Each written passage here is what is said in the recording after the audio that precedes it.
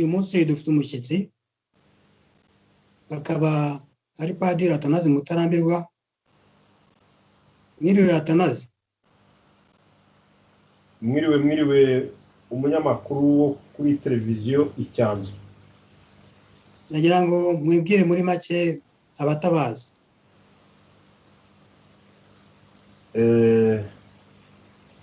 Barunteye ubwo wagira ngo uvuze nibwira abatabazi, ariko nabo barakenewe nabibwira kuko igihugu cyacu kimeze nabi, umenya gikeneye abantu bagitabara kuko. Ariko ku batanzi, ndi Padiri Atanazi Mutarambirwa, umunyarwanda, ndi umupadiri ukomoka muri diyoseze ya Kabgayi, nkaba ntuye hano mu Bubiligi. Okay, ko mutuye mu Bubiligi none mu Bubiligi muri iyi minsi turimo iki cyorezo mu Bubiligi bimeze bite? Ntabwo nabasha kuguha ishusho nyayo yo mu Bubiligi kuko icyorezo gitangiye twarifungiranye, ariko ngerageza gukurikirana amakuru. Baratanga amakuru ko kirimo kigenda kigabanuka, abantu bapfa baragenda bagabanuka, abinjira mu bitaro bakagabanuka, ndetse n'abandura ukabona ko bagabanuka. Abantu rero bakaba batangiye kugenda basa naho bashira n'ubwoba, bagasohoka bakajya guhaha, ukabona bariyongera mu muhanda, bariyongera hanze. Ariko nanone umuntu akaba yavuga ko hari harimo kwihuta, bakavuga bati kiramutse kitarashira mu bantu neza gishobora gutuma hakwandura abandi bantu benshi, noneho kigacura inkumbi benshi, kikongera kigacigikuba. Ubwo rero navuga ko muri make biragenda neza. Okay, murakoze. Tugarutse ku by'iwacu mu Rwanda, kubera ko turi Abanyarwanda, hari amakuru menshi acicikana mu binyamakuru ko mu Rwanda inzara imeze nabi, ko batanga ibiryo bike, ko n'abo babitanga basaranganya ibiribwa bakazana ikimenyane. Ibyo hari cyabivugaho? Yewe, ibyo nanjye ndabyumva.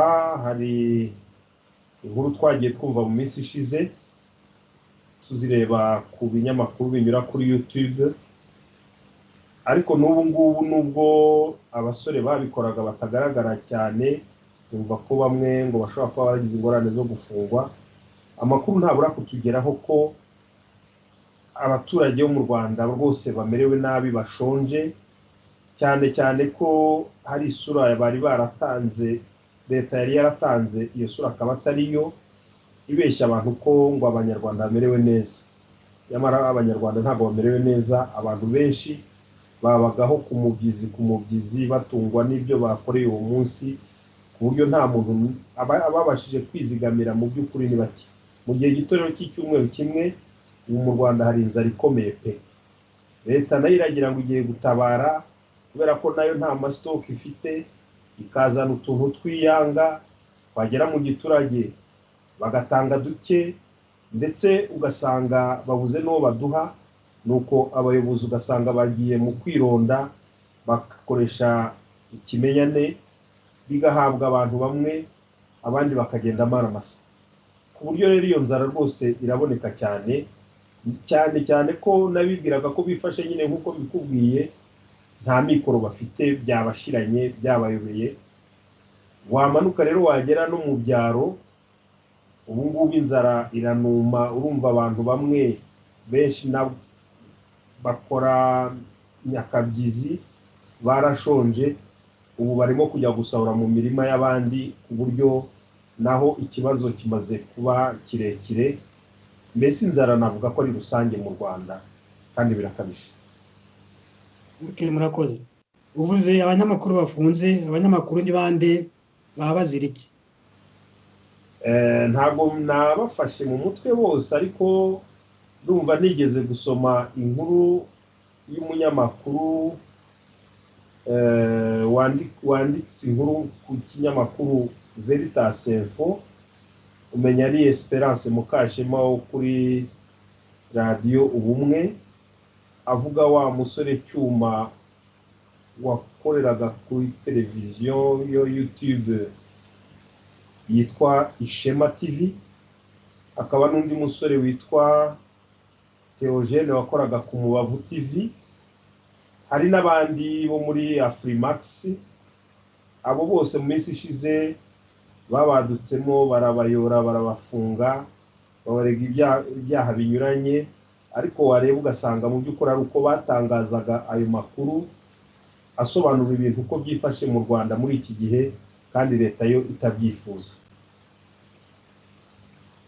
Ariko nkurikije amagambo yo munyamakuru rero Esperance yavugaga ko nubwo babafunze amakuru atabura kumenyekana ko hari abandi bantu ngo bafite uburyo barimo guhererekanya amakuru ku buryo wenda bw'ibanga butanyuze kuri YouTube, ku buryo leta itanasobanukirwa, ariko ibyabaye biramenyekana.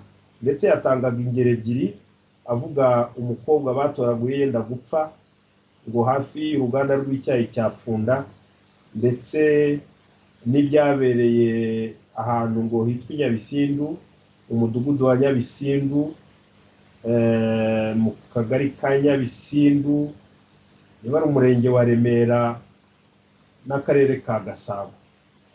Aho ngaho bikaba byaragaragaye ko ngo ariyo shusho abantu babashije gutanga y'ahantu bajya gutanga ibiryo bikagorana bikananirana, hakazamo ubwironde bukabije, ndetse ku buryo uyu munsi hagaragaye n'akavideo kerekana ko ngo aho hantu bagiye gutanga ibiryo barananiranwa, abaturage barasakuza ku buryo abayobozi baje bakabasaba gutaha kuko babonaga bigiye kubyara imvururu.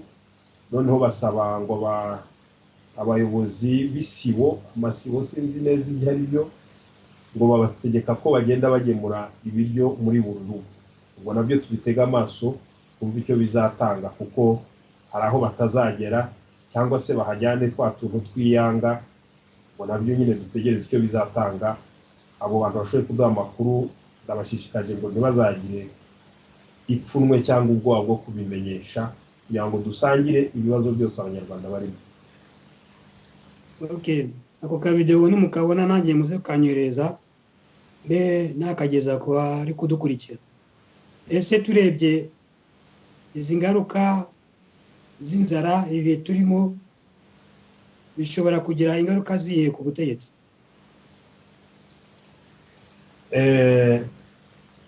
Kubivuga ntabwo ari ibintu byoroshye, ariko icyambere navuga nuko ubutegetsi burya bubeshwaho n'abaturage, kuko aribo bakagombye no kubushyiraho. Mu Rwanda wenda ntibigaragara cyane siko bimeze, ariko nibura hari urugero ruto rw'icyizere abaturage bagomba kugirira leta kugira ngo ibayobore. Muri iki gihe rero ndabona ko leta imaze guta icyizere mu baturage. Ntabwo nshaka kugaruka mu bintu byinshi byagaragaye muri ino minsi byo kubona icyorezo kije bakajya gusenyera abaturage. Ntabwo mvuga akarengane kenshi kariho kubwira abaturage ngo bajye bakaraba buri munsi nta mazi bafite, bakaraba ibirohwa, bavoma ibirohwa. Ntabwo ibyo byose mbigarukamo, ariko ndibanda cyane ku cyo leta yakunze kuvuga ko mu Rwanda hari ubutegetsi bukora neza, bwitaye ku baturage, bwateje igihugu imbere, ngo amajyambere yariyongereye, ngo ndetse ngo bazamuye ngo abaturage benshi bajya mu cyiciro, bava mu cyiciro cy'ubukene bajya mu cyiciro cy'abantu bameze neza. Ubu rero ngira ngo baragaragaye, ku buryo rero n'utabibonaga mu mpande nyinshi abantu basanzwe banyomoza leta, ubu barabona ko leta ya Kigali ikoresha ikinyoma, kwibeshya, kandi ko mu by'ukuri ibikorwa byayo ari bike, nta bikorwa yagiriye abaturage. Abaturage rero nabibeshyaga barahita bayitera icyizere bayiveho, ndetse kubera ko bagiye guhebera urwaje bavuga ngo ni ugupfa no gupfa, ngo nta kwicwa na korona, nta kwicwa n'inzara. bazagira bavuge ngo nta no kwicwa n'isasu. Amaherezo ndabona bazahaguruka bakigaragambya ndetse bakabamerera leta nabi. Bizumvikana bazatangira kw'abo bayobozi batumwa kubagaburira bakabazanira ubusa cyangwa se n'ibyo babahaye ntibabibagezeho. Bishobora no gutangira rwose nk'uko bazamuka urwego ari akantu gato guhera mu bayobozi bato bagenda babasuzugura bizamuka ku buryo bishobora kugera hejuru. Kandi ndibwira ko n'abariya abantu bashinzwe umutekano bumvishe ko nabo batangiye kudohoka ngo birirwa bafata abagore ku ngufu, birirwa biba abaturage. Nabwo hari amavideo twagiye tubona n'ubu umenya gisohoka. Ibyo byose rero bizatuma abaturage bashaka kwigobotora leta, bifuze kuba bashyiraho leta nzima ibakorera, ibumva, ishobora kubafasha kwivana mu bibazo barimo, bagategura igihe cyiza kizaza. Tugarutse ku baturage uri kuvuga, nkamwe nk'umupadiri inama mwagira abaturage ni iyihe muri ibi? Muri ibi bihe kubivuga biragoye kuko ntabwo bwaba ari ubwa mbere mbivuze, ariko nagiye ndegwa ko ngo shaka kwicisha abaturage, ariko ngira ngo nibyo, kuko igihe umuturage we n'amategeko mabi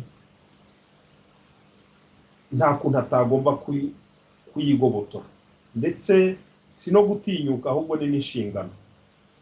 Hari kuva ngira ngo ni Mutagatifu Augustine, Saint Augustin bivuge mu gifaransa, Saint Augustin a dit nul n'est tenu d'obéir à la loi injuste. Ngo nta muntu n'umwe wemerewe kubahiriza itegeko rirenganya. Niba rero amategeko ya leta ashaka gutonesha bamwe, niba amategeko ya leta ashaka gukandamiza abaturage, nta n'umwe utegetswe kuyubahiriza, ahubwo ibi ni ibihe cyane cyane ko bigaragara ko igihugu kiri mu mage, ni igihe cyo kugaragaza icyo abaturage batekereza, bakarwanira ubuzima bwabo ari nabwo buzima bw'igihugu, kuko igihugu kidafite umuturage ntago ari igihugu. Ntabwo abategetsi bashobora kubaho bonyine badafite abaturage. Abaturage rero ndumva bakwiye guhaguruka bagafata ijambo, bakavuga ibitagenda, bagafashanya, bakajya ahari ibigega, bagasaranganya ibiryo byabo neza, batavuze ngo bagiye kwicwa n'inzara abandi barye. Nababwira ko aho ibihe bigeze ni ugukoresha umutimanama wabo, bakarutisha ubuzima inyungu zabamo. Ariko mu mateka y'u Rwanda ntabwo ari ubwa mbere inzara zibaye. Twize kumva inzara za Ruzagayura, twari turavuka, namwe bazamwara mutaravuka. Izo nzara zitandukaniye n'ibi bihe by'inzara biri kuba mu Rwanda. Ibyo bihe biratandukanye kandi birumvikana. Ibyo byari ibihe bidasanzwe by'ibiza biza bikangiza imyaka, bigatuma umusaruro utamera neza. Ariko kera babaga bararwanyije, burya barazigamaga, bagiraga ibigega bahunikagamo, wenda izo nzara zaza zatinda, use ko n'ubuhinzi bwabo butari buteye imbere cyane nk'ubw'iki gihe, ariko bagiraga ibigega, inzara zatinda nyine ibigega bikazabashirana, ariko wasangaga ntako babaga bataragize. Noneho binongeye twagiye tubyiga mu mateka, iyi nzara babonaga ko kwirimiza, babonaga bafashe ingamba bakavuga ati noneho ni dutangire twige kurya ibindi bintu bishyashya, cyangwa se bagafata ingamba zo gushaka ukuntu niba ari imvura yabuze bajya gushoka imibande bagahinga, cyangwa se niba ari imbuto zapfuye bashakisha imbuto zindi zivuye ahandi hantu bakazitera kugira ngo barebe uko barwana. Bafataga ingamba zijyanye n'ikibazo bafite. Ubu rero muri iki gihe tuvuga, muzi ko bino byose bije harabanje inzara bise nzaramba, ndetse abategetsi batashatse kwemera, ahubwo bakagenda basakuza hirya no hino ko ngo igihugu gihagaze neza, ko abantu bameze neza, ariko abaturage bakavuga ati hari inzara yitwa nzaramba, kandi iyo nzara nzaramba ntabwo yatewe n'ikiza kindi, yatewe n'ubutegetsi budashaka gukorera neza abaturage, budashaka kumva inama z'abahanga mu by'ibijyanye n'umutungo. Baraza barimbagura u Rwanda rwose ngo barakora amatarasi, kandi burya nkubwire kugira ngo itarasi yere, iriya terasi z'indinganire bifata imyaka n'imyaka, ku buryo rero ubwabyo kubikoramo umushinga ugafata igihugu cyose ukagikoramo amatarasi icyarimwe, wagombye guhita wumva ko wibeshye, ko watsinzwe, ko weshuwe, niba tugiye gukoresha iryo jambo ry'igifaransa. Iyo ntambwe rero yarabaye, abaturage barasakuza biranga, noneho byongeye babambura n'imbuto bari bamenyereye guhinga, bazi kuzinga mu bihe byazo, bazi kumenya ukuntu bazikurikirana.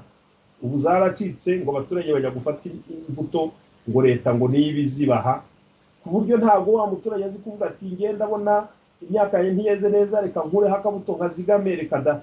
Ni ukugira igihe cyahita kihinga kikazanabarenga n'abatarabona imbuto batera, cyangwa se ntibamenye ukuntu bazisimburanya, kuko nta imbuto bifiteho zo kuba bahinga ibintu bishyashya.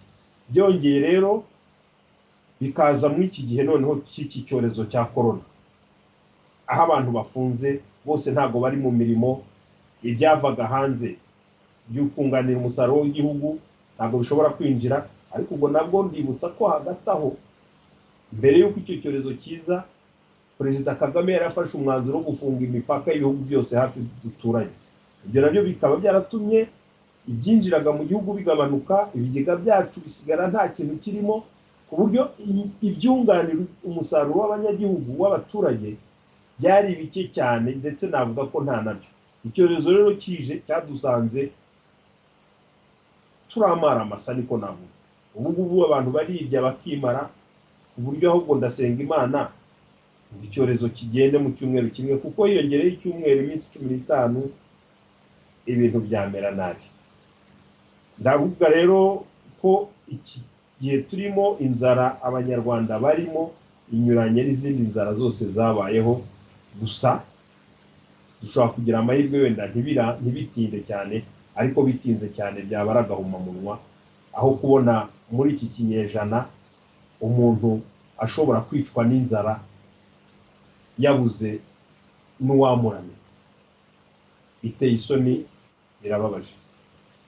Niba u Rwanda ruteye imbere ari byo bavuga buri gihe, ni ukubera iki badashyiraho ubwo buryo buhoraho bushobora gufasha abakene? Erega nuko ntabwo nshaka kugira uwo ntunga urutoki cyangwa nshinja ibyaha, ariko hari ibimenyetso byinshi byagiye bigaragara yuko leta y'u Rwanda idashaka cyane, idashyigikiye imibereho myiza y'abanyarwanda benshi. Ubona harimo akantu ko kwikunda, akantu ko kurondaronda abantu bamwe, akantu ko gushaka gukandamiza abandi, ndetse wenda bakaba baboneraho no mu gihe nk'iki. Ari uwigeze kubivuga ngo abanyarwanda ngo azabagabanya, cyane cyane abahutu. Kagame niko yavuze, avuga ngo azabagabanya nk'uko umuntu yagabanya amazi yuzuye ingunguru, ariko ntazacubura iyo ngunguru ngo amazi ngo azayadahisha agakombe ngo ajye amena make make, kuko ayacubuye ashobora kubyara umuvu wamuhitana. Yagereranyaga rero jenoside, avuga ko abiciye icyarimwe byamugiraho ingaruka, avuga ati nzajya mbica uruhongohongo. Ibyo bintu rero nabyo iyo umuntu abirebye arabibona, gusa ikibabaje nuko atakira abahutu bonyine n'abatutsi mbona yabashyize mu gatebo kamwe, cyane cyane abari bahoze mu Rwanda. Ubu ngubu ugasanga yahoberanye na bariya bazungu bavuga ngo bashaka kugabanya umubare w'abantu batuye ku isi, nawe yica nta mpuhwe. Usanga wagira ngo arashaka ko hasigara imiryango azi gusa mu Rwanda, ku buryo rero navuga ko hashobora kuba harimo n'ubushake buke bwo gutabara abantu. none ino nzara n'ibi byago turimo ko bidahitamo ubwoko ubona byafasha abanyarwanda mu kwiyunga. yo none se ubundi ahubwo hari akantu kantangaje kuko iyi korona yaje uriya musore Mihigo Kizito amaze kugenda nk'igitambo cy'abanyarwanda, we wari waravuze ati twongere dukundane, umwana rwose w'umucikacumu w'umuresikape washyize ubwenge ku gihe, akavuga ati ngewe ibyo nabayemo birantera ishyaka n'imbaraga zo kugira ngo numve buri muntu wese kandi ne kugira n'umwe nakwifuriza ikibi. Ati rero bityo nzavuga urukundo n'amahoro, mparanire ubwiyunge mu banyarwanda ndetse mbyamamaze ku isi yose nishingikirije Imana n'umwana wayo Yezu Kristo. Ibyo ngibyo rero iyo urebye iki gihe cyagombye kudufasha kumva bwa butumwa bwe yavugaga ati abantu barareshya n'impfu zirangana, nta wazize jenoside, nta wazize intambara, nta wazize agisida, ubu twanavuga nta wazize korona, nta wazize inzara, mbese upfuye twagombye kumuririra nk'uko turirira undi, tukumva ko urupfu rwose ari kimwe. Ikigero cyari kije kugira ngo turinganire, ntabwo mvuze ko byari ngombwa ko kiza, ariko cyatumye umuntu wese yagombye guca bugufi akibuka ko ari umuntu nk'undi. Ariko nabwo mu Rwanda ntabwo birumvikana. Ejo bundi nari natumiwe mu kiganiro kuri radiyo Ubumwe, aho twasesenguye inkuru yavuzwe mu kinyamakuru Igihe, aho bavugaga ko hari abantu bo mu majyaruguru, sinibuka neza akarere kariko, bagiye gufasha abantu ngo bashaka muri iki gihe cya korona, babashyira imfashanyo ariko bagezeyo bayiha ngo abadamu b'abapfakazi ba jenoside ngo bonyine. Ibyo bintu twarabigaye cyane, kandi n'ubu ngubu ndumva nabigaya, biragayitse. Ibyo bikorwa ntabwo bifasha abantu kwegerana no kwiyunga mu gihe muri iki gihe ahubwo iki cyorezo cyari cyatumye buri wese yongera kwikebuka. Urabona n'abakire bamwe badukangaga, indege zaricaye zirasinziriye ku bibuga, bajyaga kwivuza mu mahanga ntabwo bashobora kujyayo, abantu bose baraho, ararwara. Noneho nta n'umuti icyorezo gifite ngo uvuge ngo wenda ngo umuti urahenze kana kazivuza undi ntazivuza, ashwi twese turangana, ufashwe ararwara agakizwa na Hamana cyangwa se kikaba cyamuhitana. Iki cyorezo rero cyagombye kudufasha kureba kure, tukumva ko burya tureshya, tugava kuri icyo kintu cy'ubwikunde n'ubwironde no kwikanyiza, tukubaka umuco nyine mwiza w'amahoro. Cyakagombye no kuba igihe rwose cyafasha abanyarwanda kwiyunga. None ubona abanyarwanda baba hanze mu mashyaka atavuga rumwe n'ubutegetsi, ubona bafashe iki abandi banyarwanda bari mu Rwanda cyangwa bari hanze? Sinzi, abari mu mashyaka yo hanze birumvikana ko bafite umugambi wabo kugira ngo ari bo ubwabo bibohore bave mu buhungiro, ariko bafite n'inshingano zo ko bo abenshi aho baritaruye ako kaboko k'igitugu mu Rwanda, baritaruye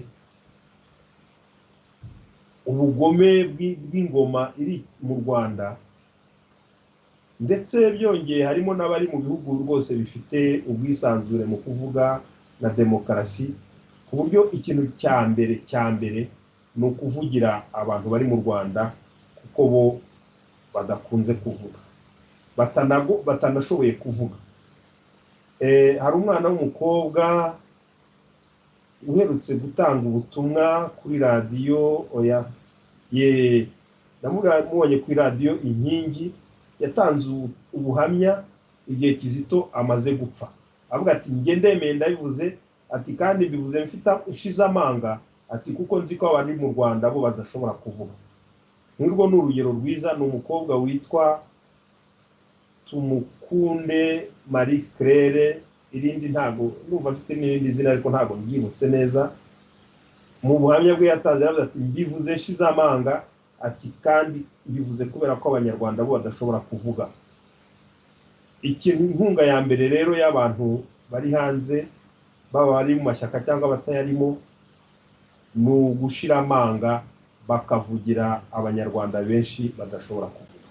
Ikindi rero ni uko kubaha urugero mu kubana mu bumwe, begeranye bagafashanya, bityo abari hanze bakazanafasha b'imbere ari mu kwirwa no mu byorezo nk'ibi, mu nzara nk'izi, ariko noneho no kubakangura ko burya umuntu afite uburenganzira bwe, maze tukajya tubigaragaza turi inaha.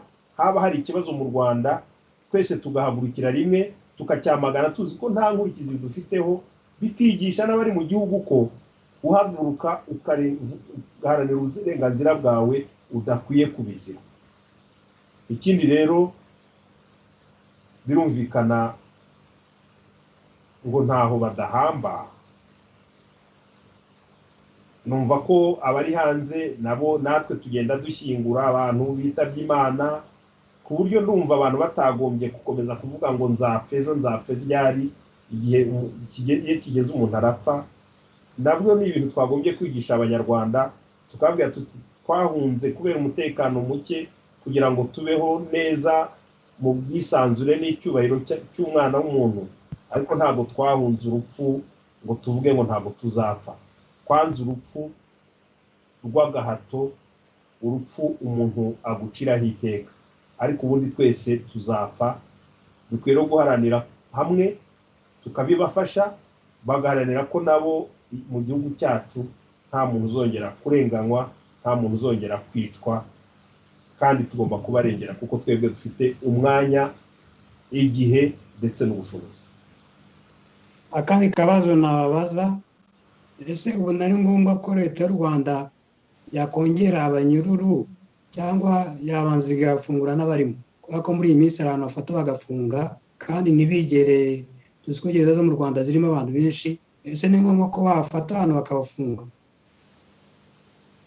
Ariko nta na rimwe ari ngombwa gufunga abantu, cyane cyane ko mu Rwanda bo babigize imikino. Ariko nanone nahitamo ko babafunga kuko Kagame ngo ashaka ko babarasa ku manywa y'ihangu.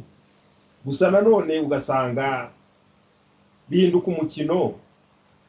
None se kuzi ko gereza yego ngo ni ikimenyetso cy'ubutegetsi kugira ngo ugaragaze ko ufite ingufu, ariko ubundi gereza hari nubwo iba ihaniro ry'abantu bamwe bagoranye, ku buryo rero hari ibintu umuntu akwiye kwitondera. Gereza ikwiye kubaho kugira ngo batamarira abantu ku icumu abo bashaka kubarasa ku manywa y'ihangu. Ubundi gereza ni ikigo ngororamuco. Umuntu yakosa bakamujyana aho ngaho bikamera nk'ikigo ngororamuco, ariko nanone ntabwo ugomba kwishimira gufunga abantu kuko niba abaturage bawe nanone uba uri mugora, cyane cyane ko bigomba gukurikiza amategeko. Ubwo rero umuntu kugira ngo afungwe yagombye kunyura mu mategeko, bakamucira urubanza kuko bikagaragara ko akwiye gufungwa. Naho mu Rwanda byagizwe ibintu by'agahimano, agasuzuguro, kubonerana abantu. Nkumva rero dukurikije amategeko hari abantu benshi bafungiye ubusa, hari abandi badakwiye no gufungwa kuko nta kintu bashobora kwangiza, ubuzima bwabo bumeze nabi. Abo kubarengera no kubahiriza amategeko bagombye gusohoka bagasubira mu buzima busanzwe, bakavuzwa neza, bakitabwaho nk'abantu, noneho bakanatuma abari muri gereza nabo bagira ubuzima bwiza aho gukomeza gucucika. Biriya byose mbibonamo rega gushaka kugira ngo bakandamize abaturage no kugira ngo babonerane, ndetse n'ibishoboka bikize benshi muri bo badashaka, kuko bashaka kugabanura umubare w'abanyarwanda uko bishoboka kose. Okay, kugira ngo dusoze najamba babaze niba hari ikindi kintu mwabwira abanyarwanda bose cyangwa abanyarwanda ku buryo bwihariye. bo abanyarwanda yewe nababwira byinshi ariko reka nivugire bikeya mbabwire ngo muri iki gihe cy'icyorezo cya coronavirus abantu nibatinyuke bibuke ko burya ngo umuntu ari ubusa ko ashobora kwicwa n'akantu kabonetse kose. Hari umugabo wabivuze witwa Blaise Pascal ngo umuntu nta kantu gato ngo ni nk'urubingo, ndetse urubingo rushobora kuba rumuruta, ngo akantu karoroshye akantu kose gashobora kumuhitana, wewe ngo n'akajojoba ugashobora guturuka hejuru kakamugwaho umuntu agapfa. Ngo rero ngo umuntu ngo icyo arusha nibura ibindi birimwa ngo nuko we niyo apfuye nibura amenya ko apfuye. None rero banyarwanda ndababwira ko burya urupfu ni inzira yacu, ni ubuzima bwacu buzakomereza ahandi hantu wenda tutazi hadutera ubwoba, ariko twe gutinya urupfu.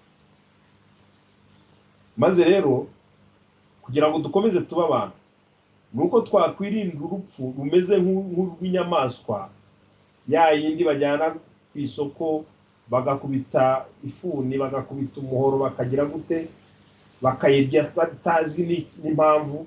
Umuntu yakagombye kumenya ko apfuye, akarwara agapfa akabimenya, akagira ingorane izi n'izi agapfa abantu bakabimenya, ariko atari ukubona ko umuntu yahindutse nk'itungo.